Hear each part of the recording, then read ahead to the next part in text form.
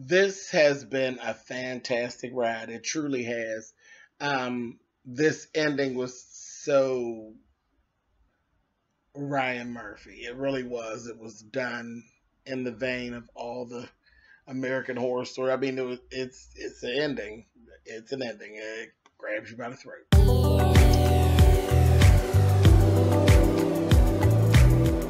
And I'm like, come on through, Cookie. I'm going up on my soapbox. That's basically it. Let's talk about drag and all its forms.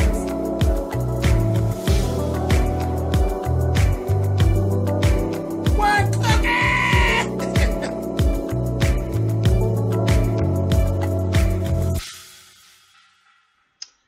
Hey guys, thanks so much for clicking on the video. This is the end. This is the end. This is the last piece of Feud, Bette versus Joan.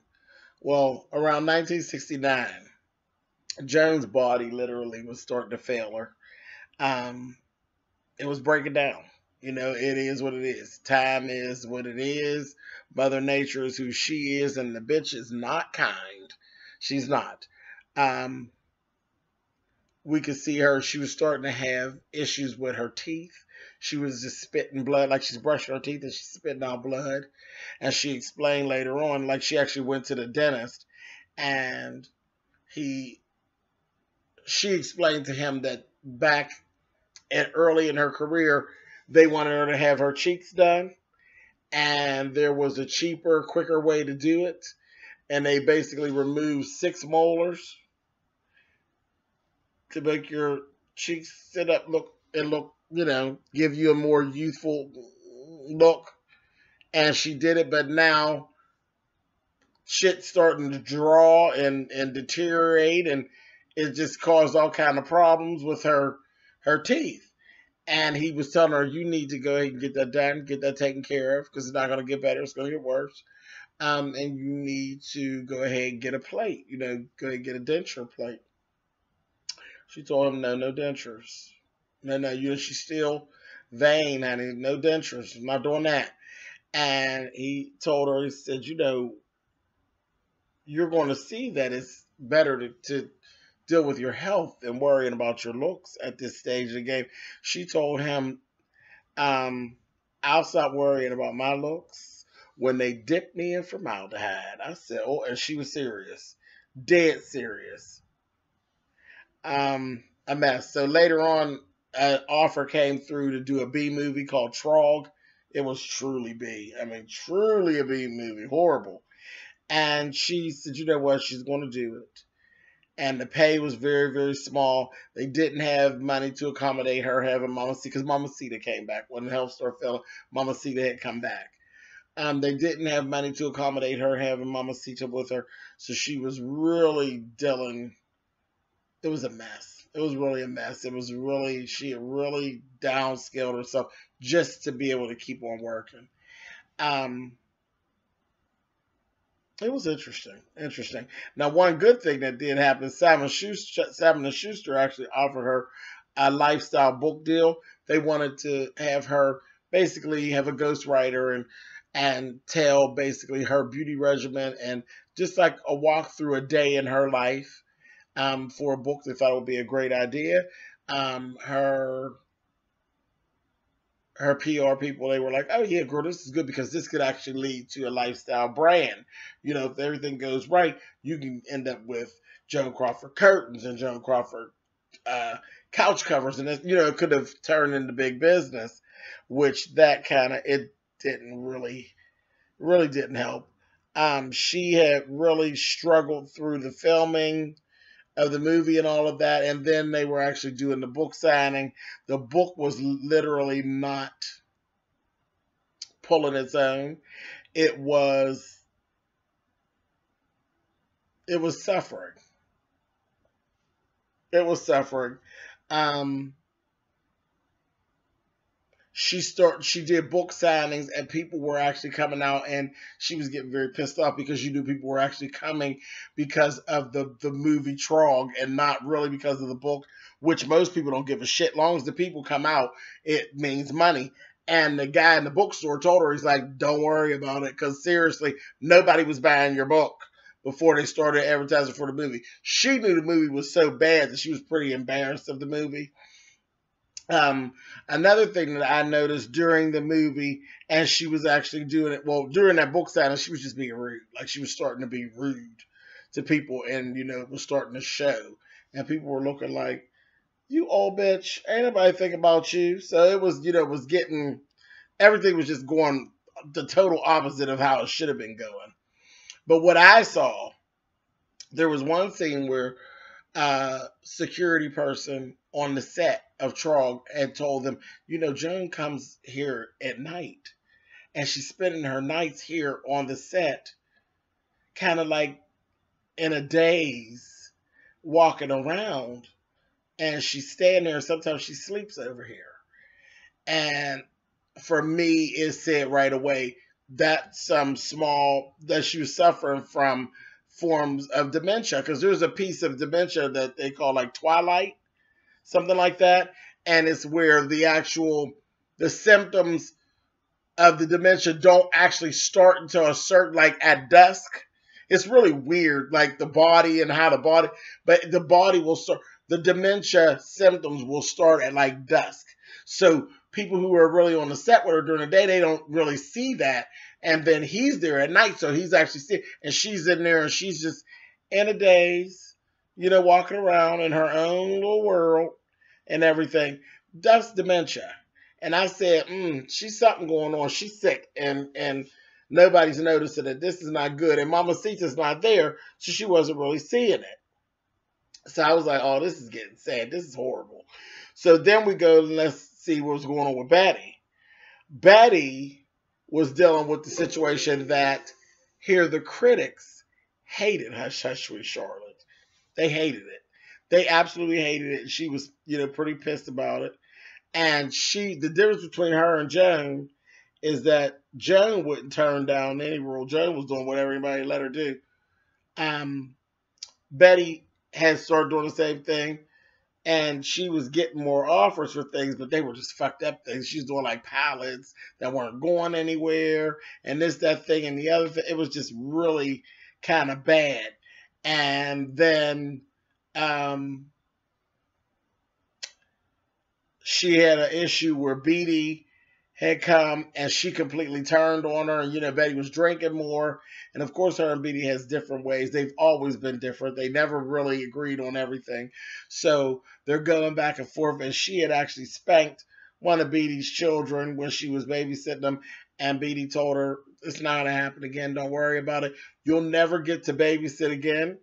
You'll never be around them without supervision because you're an alcoholic and you smoke too much. That smoke is horrible, and you got a bad cough. She had a bad cough, all right. It was just bad. Bad. And then the thing that was going on in Bette's life, where Joan was still, trying to live up to Bette Davis's stature, Bette was being Bette, and then enters Faye Dunaway. So she was running into she did a movie with Faye Dunaway, and she was booked basically under Faye. And it was like being with Joan again, because remember, if you know Faye Dunaway fucking looks like Joan Crawford. And Faye Dunaway has that same zeal on screen as Joan Crawford. And she's just as bitchy as Joan Crawford, and as hard to work with as Joan. It was like dealing with a young version of Joan Crawford all over again. I was like, oh my God, you poor darling. A bad thing about it is Joan and Bette always took everything so personal that had to do with the other one, even when they weren't even taking digs at each other. Like, Bette had literally was taking offense to, like, Joan had did interviews and different things, and she's hearing about Faye Dunaway, and she's seeing Faye Dunaway, and of course she admires her. She thinks she's beautiful. She looks like her. So she's beautiful. And, the normal people, we didn't know that Faye was a bitch. We never knew that until, I never found out about Faye Dunaway doing and acting the way she acted until after she did Mommy Dearest, the movie Mommy Dearest. So that was like years down the road. But anyway, She was becoming the new it girl. And it had been being talked about. If there was ever a movie of her life, and that here Joan was like, oh yeah, I would love for Faith Dunaway to play me in a movie about my life. And Betty took offense to that shit, like, and then she was working with her. It was just a mess. She literally hated Faye more than she hated Joan. So that was like really interesting to see that. I never knew that.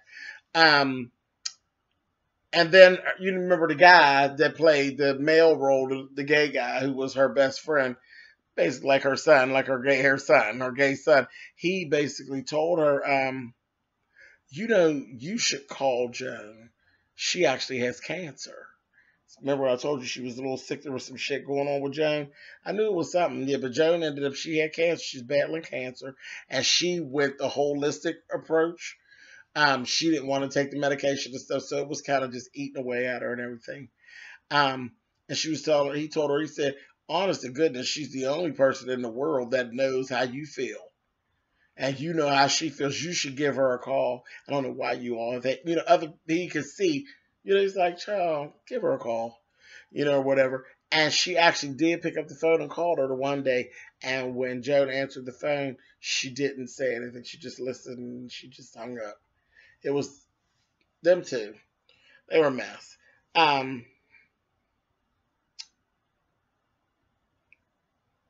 She sat at one point. We got to see her as she's dwindling down. We've seen Joan. She sat with her daughter Carol. Carol's actually one of the twins. Okay, so there's Carol and Cindy are the twins. She sat with Carol and she asked Carol about Christina. Christina was pretty estranged from them. She didn't fuck with nobody. Her and Christopher, it was her and Christopher against the world, and the rest of the kids is like, whatever, I don't got nothing to do with y'all. Well, she grew up, she grew out, she's gone.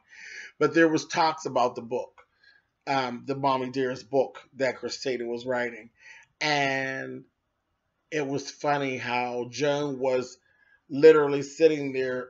She was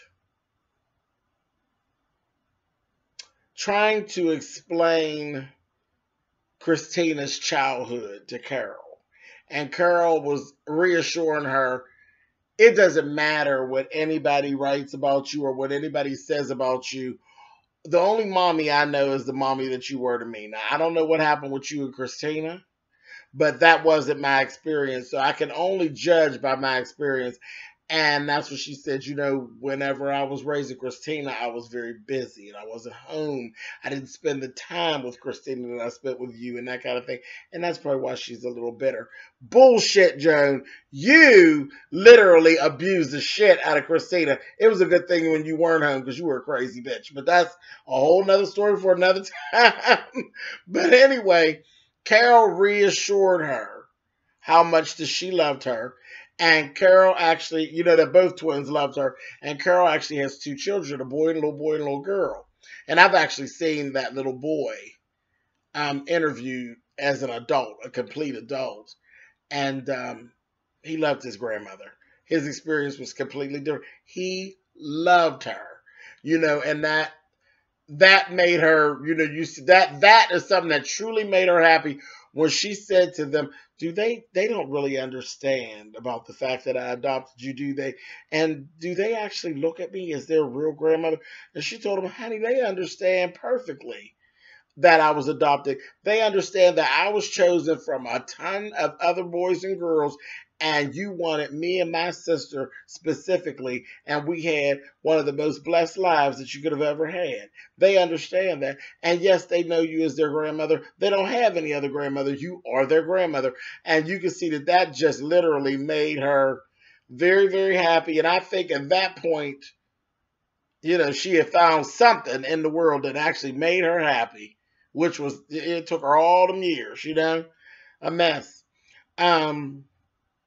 Then she made a comment where she said, I spent my whole life being Joan Crawford. I don't even know who I am when I'm alone. I said, wow, that was a mouthful. That was a mouthful, but you can see that in her behavior. You see that in her behavior. then, and they're showing, we're still watching, and I was about a crying mess by this time, but they were showing like the cancer had eaten her up so bad, and her mind was really going, and she had this whole dream and hallucination. Well, it wasn't really a dream; it was a hallucination of a cocktail. She had a cocktail party with Jack Warner and Hedda and Betty came, and they were all there, and they kind of all really buried the hatchet, and they all made up, and they made peace and said, we're going to go on, and from here on, we did it. We did it, God damn it. We made it. We made Hollywood what it is for these people, and now we're going to lay down the gauntlet, and we're going to be friends from here on out. And it was nothing. It was a hallucination, and you heard, you could hear because she kept calling for Mamacita. And then you heard Mamacita saying, Miss Joan, Miss Joan. And she's like, yes. And of course she looked gorgeous, and they were at their best. And the dream, they were all dressed in their good clothes, and their hair was, they were looking like they looked a little younger. And Mamacita said to her, she says, what's going on? And she says, oh no, my friends, this, that, and the other. And Betty was here, and this, that, and she's like, no. She said, oh, she must have slipped out. She said, no, there's nobody here but you and I. And you seen her come out of the hallucination, and she looked down, and she looked, and she saw that she just had bed clothes on, and that her hair was just straight and raggedy and gray. And she just looked, and she's like, come on, Miss Joe, let's put you to bed or whatever. The reality kicked back in. She took her and put her in the bed, and she actually died a week later after that.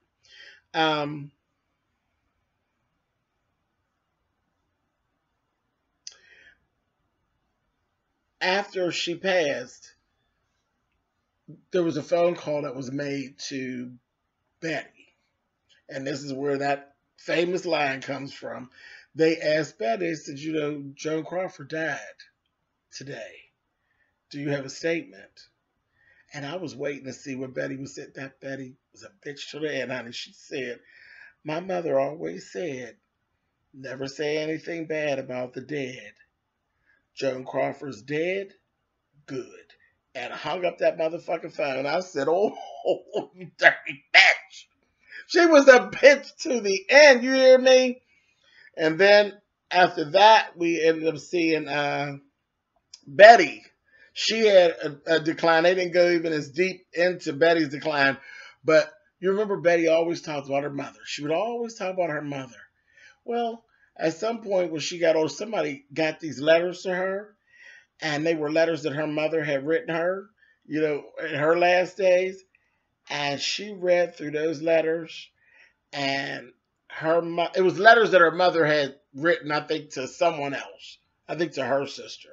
They weren't written to Betty, but you get heirlooms and that. And she read through those letters, and her mother had nothing really nice to say about her. She talked about how difficult it was raising her, and basically how she was a little bitch. She was a bitch, and she was privileged, and she always needed extra, no matter what, and just how she really basically got on her mother's goddamn nerves all her life. And she said, I thought that she was my only friend when actually I am all alone. I said, oh my God. And then a little bit after that, we got the bios on it. Here, both of them, they were like two souls that were attached at the hip, and their experiences were so damn parallel the whole time that it's spooky. They both died of cancer. Both of them. I said, oh my God. It was a mess. This last episode, like I said, very Ryan Murphy, because it's very, Ryan Murphy has a way of, just kind of dread and sad feelings just follow him, but it works for him, kind of like that little Stephen King thing. But yeah, he did the shit out of this. He really did, and I hope he continues this. And I would love to see who the next gruesome twosome that he's going to attack with this. But this was an excellent production. Excellent, excellent, excellent. And I will definitely be looking to see his name flying around when award season rolls around off of this. All right, so that's it. That's all I have to say. That's it. That's a wrap up on Feud, Bette and Joan. All right, you guys. I hope you all enjoyed it. I know I did. I'll talk to you guys later. Bye.